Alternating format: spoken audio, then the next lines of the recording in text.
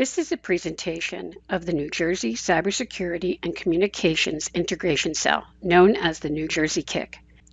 The New Jersey KIC is a component organization within the New Jersey Office of Homeland Security and Preparedness and was established in May 2015 to be the state's one-stop shop for cybersecurity information sharing, threat analysis, and incident reporting. Today we will be discussing the cyber threat ransomware.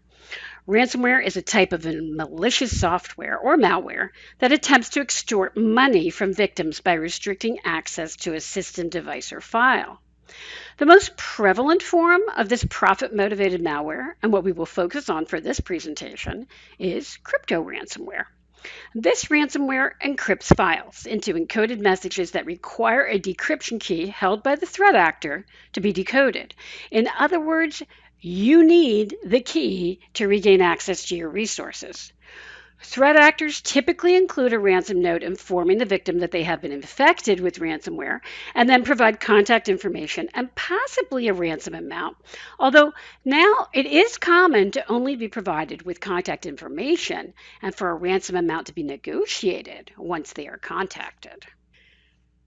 Ransomware incidents are a big problem and will continue to result in operational disruptions, permanent data loss, and significant financial payouts for really the foreseeable future.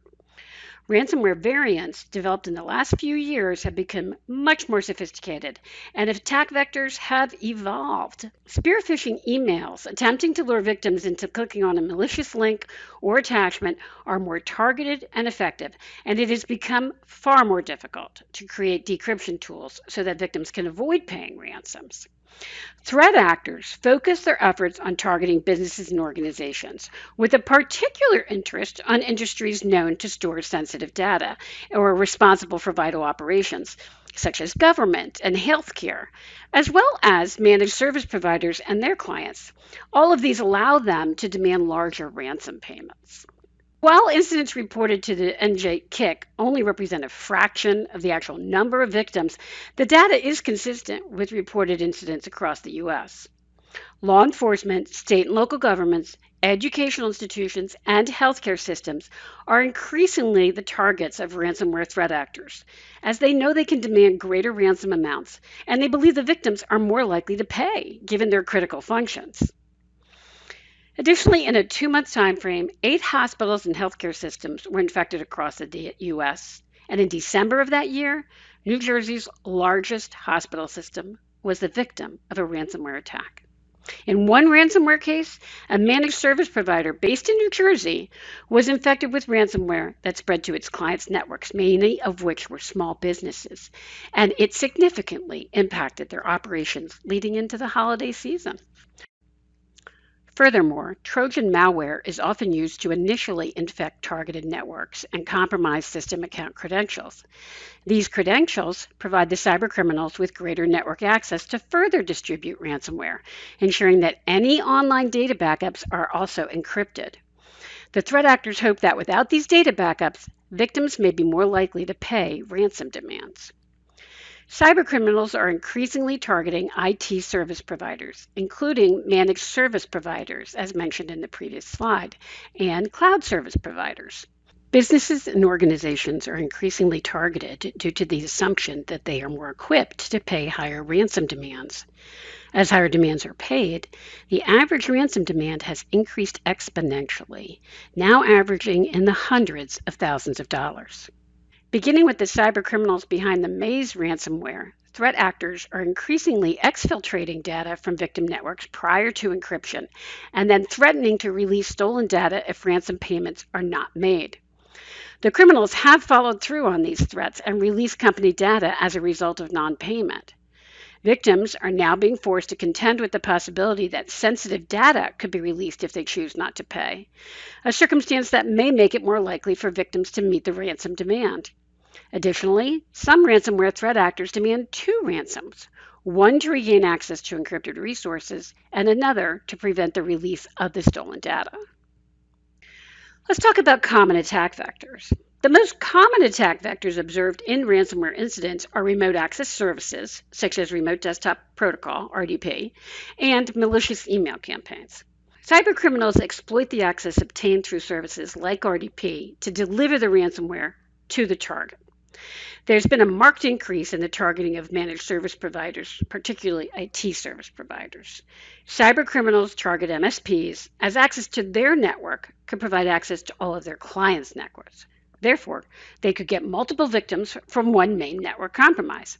And in many cases, the criminals were able to use the MSP's remote access software through those stolen account credentials, as multi-factor authentication was just not enabled.